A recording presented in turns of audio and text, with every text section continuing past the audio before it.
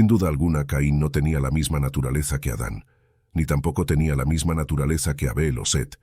Él no se parecía en nada a Adán o a los otros hijos de Adán, porque él no fue hijo de Adán. La razón por la cual Caín tenía una naturaleza y una personalidad mala es porque él tenía la naturaleza de su padre la serpiente. Caín había nacido de fornicación. Los fariseos, en el tiempo de Jesús, sabían esto. Por eso se ofendieron cuando Jesús los estaba comparando a Caín. Juan capítulo 8, del 37 al 45. Sé que sois descendientes de Abraham, pero procuráis matarme, porque mi palabra no haya cabida en vosotros.